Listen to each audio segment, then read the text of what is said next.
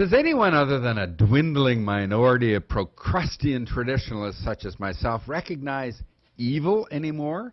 Personal evil, that is? Oh, sure, there's plenty of geopolitical evil going around these days, especially in North Africa. And there's more than enough being identified on the national stage by perpetually outraged critics within this country, too, most notably by those on the political left who eagerly attach the E word to everything from corporate profits and free trade to the oil sands and Prime Minister Stephen Harper's piano playing. But we rarely hear about individual Canadians doing bad things, exhibiting sinister behaviour, acting wickedly, or carrying on immorally, let alone sinning. Instead, there's always some sort of exculpating explanation for bad behaviour. Shoplifters, for example, suffer from kleptomania. Corrupt officials have succumbed to stress or have manifested a previously undiagnosed psychiatric disorder. Prostitutes are victims of the patriarchy, poverty, or both.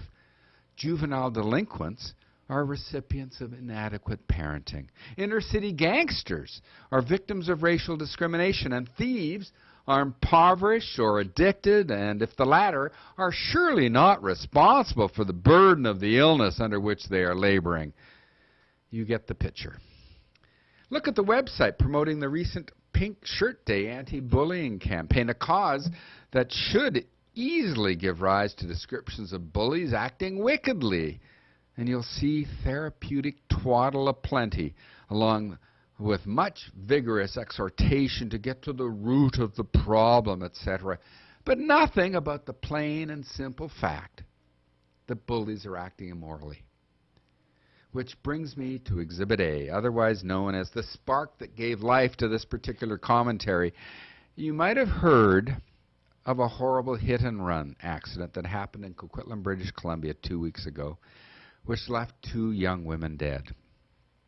In covering the aftermath of the crash, which included the laying of several charges against the suspect, including 2 counts of impaired driving causing death, a local newspaper turned to a clinical psychologist from Simon Fraser University for some insight into what might lead someone to flee the scene of a serious accident without giving help. Dr. Jyoti Samra is quoted thusly: "Assuming that it's a true accident, the reality is, even from the perspective of the person that caused the accident, it can be quite traumatic and cause an acute stress reaction." End of quote. Got that? Acute stress reaction.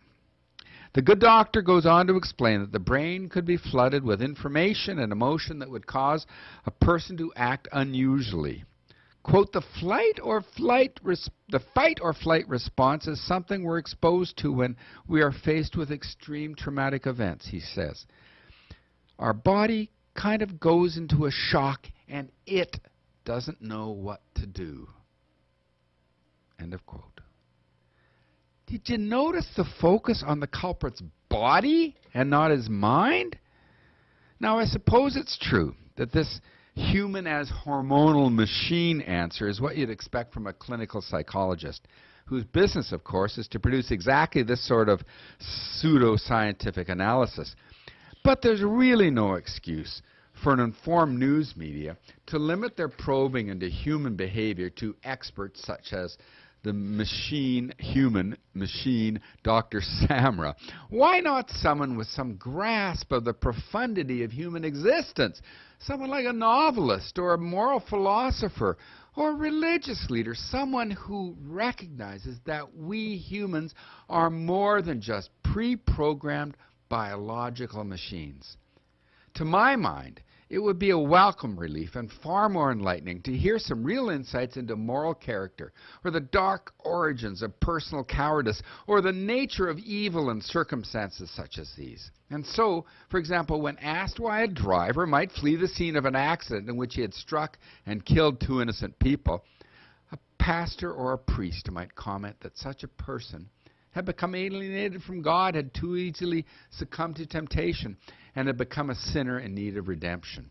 This would be really useful information as far as I'm concerned, and might also help many readers reflect more deeply on their responsibility, indeed their duty, to act in a moral fashion, to take responsibility for their actions.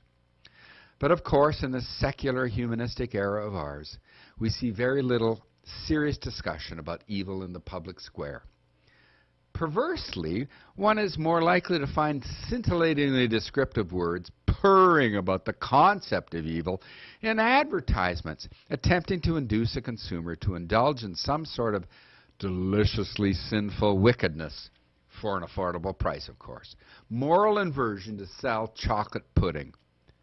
A recent full-page ad in a newspaper for Volvo is a perfect example of this lamentable trend. Here, it's unbelievable. Emblazoned above an image of a shiny red S60 model, the ad copy informs us there's more to life than a Volvo, like raising a little hell with 300 horses, spanking corners with your all-new sports-tuned chassis, and feeling a little dangerous in a car tricked out with safety technology. That's why you drive the all-new, naughty Volvo S60. All new, naughty Volvo. Oh, aren't we bad? And isn't being bad so much fun? A 16th century proverb holds that evildoers are evil dreaders. Today, however, evildoers are either the next patient for the couch or a target market. I'm Terry O'Neill, and that's what I think.